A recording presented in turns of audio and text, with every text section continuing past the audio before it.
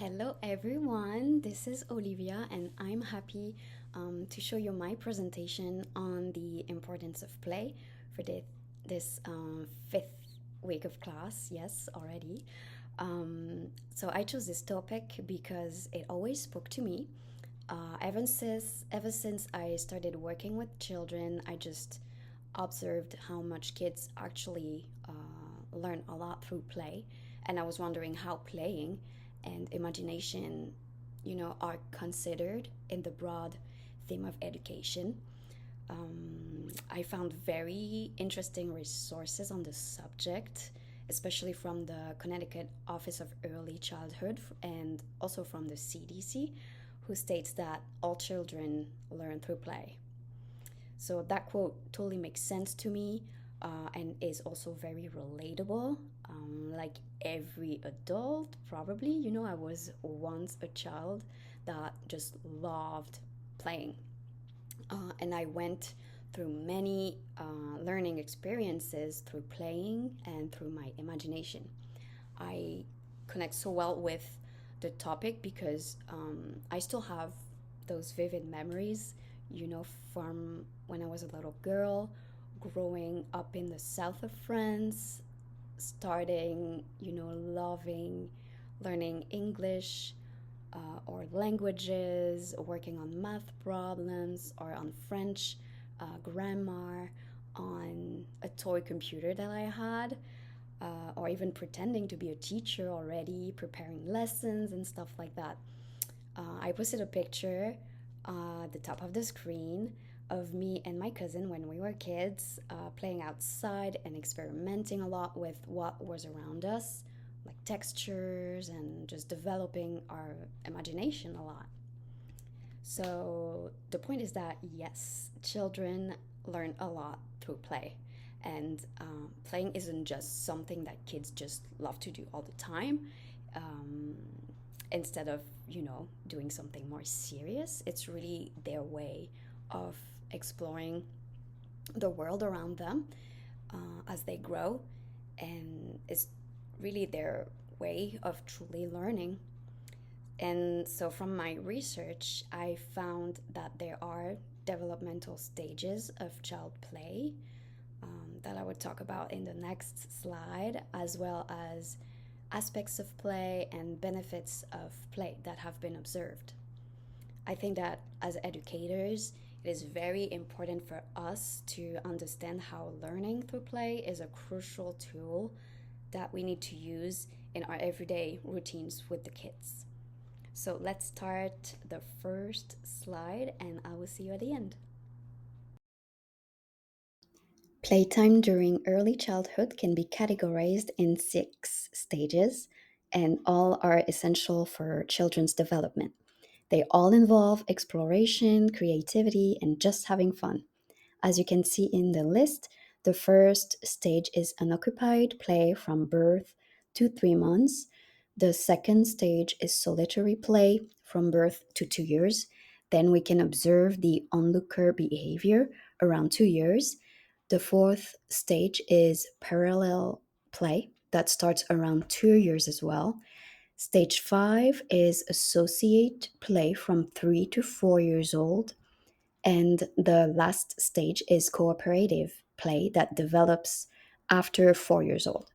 So let's move to the next slide to explore each stage. First stage of play in life, unoccupied play, starts when babies are exploring lots of movements with their arms, hands, legs, and feet. They are basically learning how their body moves. And a great playtime activity for them at that time is to put them in the tummy time position so they can learn some stability and start developing their strength. Now, next slide. For the second stage is solitary play, when a child starts playing alone, always with supervision of the caregiver, of course. At that time, infants and toddlers are not interested in playing with others, and independent play has a lot of benefits and should be encouraged. It helps them with self exploration and creativity. Now, the third stage is called the spectator, or the onlooker behavior, and can be observed when children kind of stay back and watch other children play. During this stage, they might have lots of questions about what others are doing, but they're not necessarily interested in joining them quite yet. Next one, we have the parallel play stage. I'm not sure I say this word properly. I'm very sorry. This is a tough English word to say. Um, but parallel play is the stage in which children start playing alongside others, but not with them. So we can observe this behavior when a child is either playing with a toy near others or like drawing next to another kid.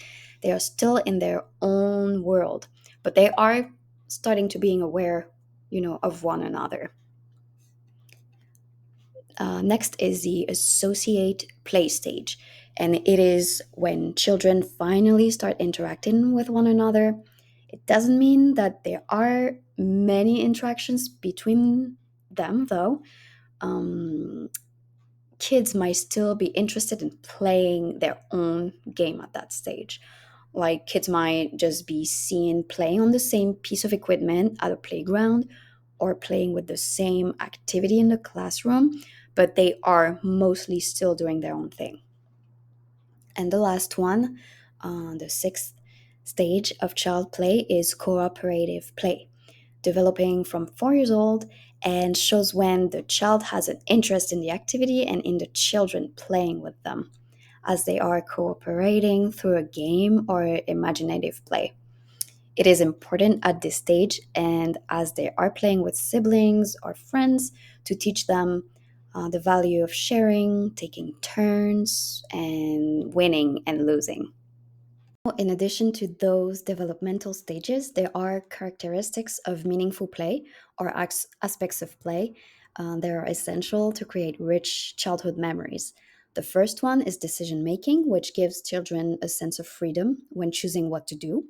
They start to understand the connections between their choices and the consequences related to that.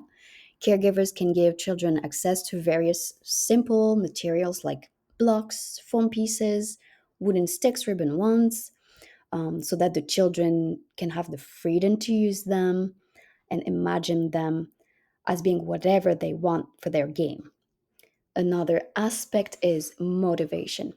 Children naturally have the impulse to play, not by lack of wanting to do more serious things, but because it is just their way of exploring the world.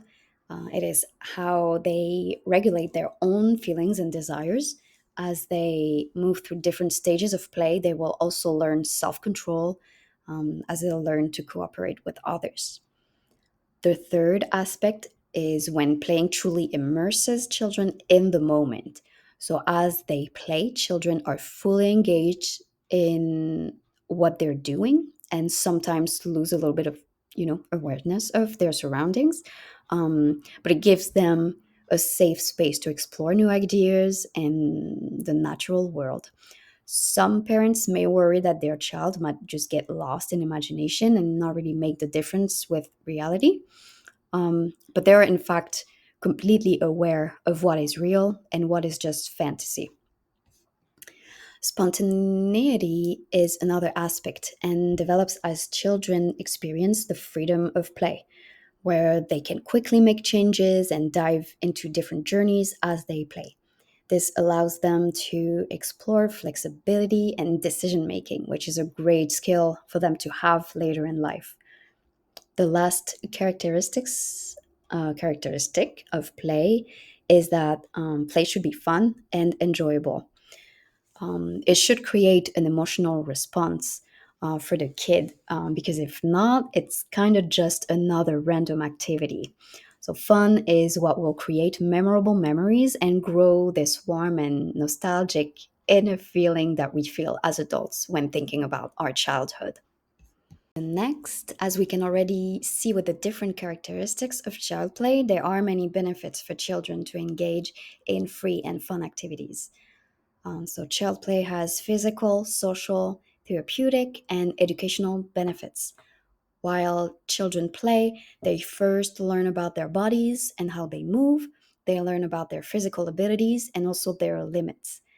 As they observe others and start cooperating with other people, it helps them build their social skills and relationships. It improves communication, and they also can learn to negotiate and share when being part of a game.